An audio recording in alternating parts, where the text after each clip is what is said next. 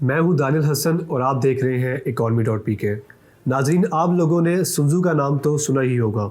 जी हाँ, ancient China के वही मिलिट्री जनरल जिन्होंने द आर्ट ऑफ वॉर नाम की one of the finest military and strategic treatise लिखी। कहा जाता है कि सुन्जू जिस भी मिलिट्री की कमांड अपने हाथ में ले लेते हैं वो मिलिट्री हर जंग जीत जाती है, और इन जंगों से मिलने वाले सब एक्सपीरियंसेस से उन्होंने जंग जीतने की कुछ सुप्रीम टैक्टिक्स को अपनी इस बुक में कंपाइल किया। इन्हीं टैक्टिक्स में से एक थी इंटेलिजेंस। उनका मानना था all warfare is won and lost on the basis of intelligence. इससे हमें मालूम होता है कि सुन्जू के वक्त से ही जियोपॉलिटिक्स में खुफिया इंटेलिजेंस का इस्तेमाल किसी न किसी रूप में होता रहा है। लेकिन वर्ल्ड वॉर 1 और वर्ल्ड वॉर 2 तक आते आते ये कहानी काफ़ी बदल गई। चीज़ें पहले से ज़्यादा कॉम्प्लेक्स हो गई। टेक्नोलॉजिकल इन्वेशंस की वजह से रेडियोस, मशीन इंक्रिप्शन और एडवांस क्रिप्टोग्राफी जैसी इन्वेंशंस हुई, और इसी वजह से लार्ज वॉल्यूम ऑफ इंफॉर्मेशन को हैंडल करने के लिए एक ऑर्गेनाइज्ड ब्यूरोक्रेसी की ज़रूरत पड़ी। और कुछ ऐसे ही माहौल में जन्म हुआ अमेरिका की मशहूर top secret spy agency CIA का, जिसकी बुनियाद सुन्जू के उसूलों पर रखी गई। CIA यानी सेंट्रल इंटेलिजेंस एजेंसी। कहा जाता है कि अगर अमेरिका की ग्लोबल सुप्रीमेसी का क्रेडिट दिया जाए तो वो CIA को जाता है। CIA ने अपने आगाज़ से ही इंक्रीजिंगली डेंजरस और अनस्टेबल वर्ल्ड में अमेरिका की ग्लोबल हेजेमनी को बरकरार रखा हुआ है। CIA का जन्म वर्ल्ड वॉर 2 के ख़त्म होने के 2 साल बाद 1947 में हुआ। USA ने उस वक्त की सभी मेजर पावर्स के कंपैरिजन में अपनी इंटेलिजेंस का आगाज़ काफ़ी लेट किया। मिसाल के तौर पर ब्रिटेन की MI6 और सोवियत की चेखा, इनका आगाज़ अर्ली 1900 में ही हो चुका था। तो सवाल ये उठता है कि CIA का आगाज़ इतनी लेट क्यों हुआ। पहले तो ये कि नॉर्थ अमेरिकन कॉन्टिनेंट दोनों तरफ से 2 बड़े समुद्रों से घिरा हुआ है।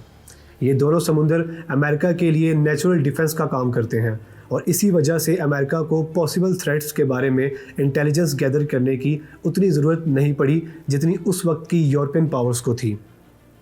और अनलाइक यूरोपियन पावर्स, उस वक्त USA के इतने फॉरेन एनिमीज़ या फिर फॉरेन पोजेशंस भी नहीं थे जिसकी उन्हें हिफाजत करनी पड़े, तो इसी वजह से भी उन्हें सीक्रेट इंटेलिजेंस की ख़ास ज़रूरत नहीं पड़ी। वर्ल्ड वॉर 2 तक अमेरिका में कोई सेंट्रल एजेंसी मौजूद नहीं थी, लेकिन इसका मतलब ये नहीं कि इससे पहले अमेरिका में इंटेलिजेंस गैदरिंग का काम होता ही नहीं था। असल में ये काम तब US नेवी, आर्मी और स्टेट डिपार्टमेंट की इंटेलिजेंस यूनिट्स और FBI यानी फेडरल ब्यूरो ऑफ इन्वेस्टिगेशन के ज़रिए से काफ़ी अनसिस्टमेटिक वे में किया जाता रहा।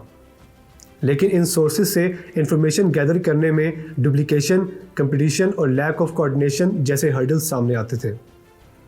ऑब्जर्वर्स बताते हैं कि कई बार तो इनके ज़रिए से कलेक्ट की गई इंफॉर्मेशन को बाकी गवर्नमेंट एजेंसीज़ और सीनियर पॉलिसी मेकर्स के साथ भी शेयर नहीं किया जाता था। इस चीज़ को सबसे बदतरीन आउटकम तब सामने आया जब जापान ने दिसंबर 1941 में पर्ल हार्बर पर अटैक किया।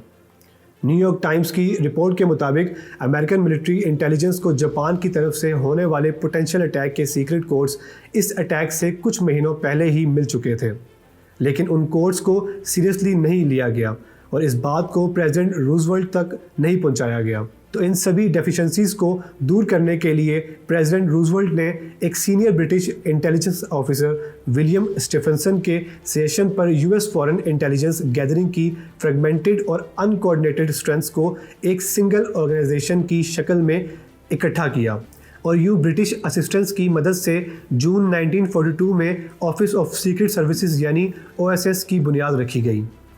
OSS की कमान वर्ल्ड वॉर 1 की one of the most celebrated American generals William J. Donovan के हाथ में सौंपी गई। विलियम डोनोवन की पर्सनैलिटी, कल्ट और OSS के फॉर्मेशन में कंट्रीब्यूशन का अंदाज़ा आप इस बात से लगा सकते हैं कि उनको फादर ऑफ US इंटेलिजेंस के नाम से जाना जाता है। लेजेंडरी जनरल डोनोवन, जिनको वाइल्ड बिल के नाम से भी जाना जाता है, उन्होंने वर्ल्ड वॉर 2 में अमेरिका की विक्ट्री में एक अहम किरदार अदा किया। वर्ल्ड वॉर 2 के 2 मंथ बाद ही OSS को डिसमेंटल कर दिया गया।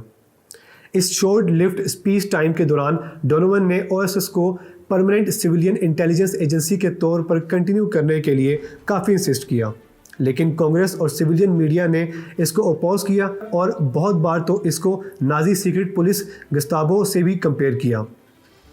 यहाँ एक सवाल ये उठता है कि आखिर 1945 से 1947 तक ऐसा क्या हुआ कि जहाँ एक तरफ तो ऐसा लग रहा था कि पोस्ट वॉर अमेरिका में शायद जासूसों के लिए कोई जगह नहीं होगी, लेकिन दूसरी तरफ सिर्फ 2 सालों के अंदर अंदर वहाँ दुनिया की ताकतवर एजेंसी की बुनियाद रख दी गई। ऐसा क्या हुआ कि प्रेसिडेंट ट्रूमैन ने इंटेलिजेंस सर्विस को लेकर अपनी राय बदल दी?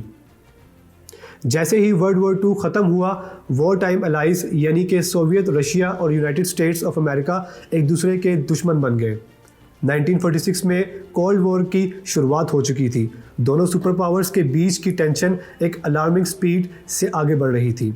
सिक्योरिटी डिलेमा क्रिएट हो चुका था। ये एक कंफ्यूजिंग और थ्रेटनिंग एनवायरनमेंट था, स्पेशली प्रेसिडेंट ट्रूमैन के लिए, जिनको फॉरेन अफेयर्स में ना के बराबर एक्सपीरियंस था।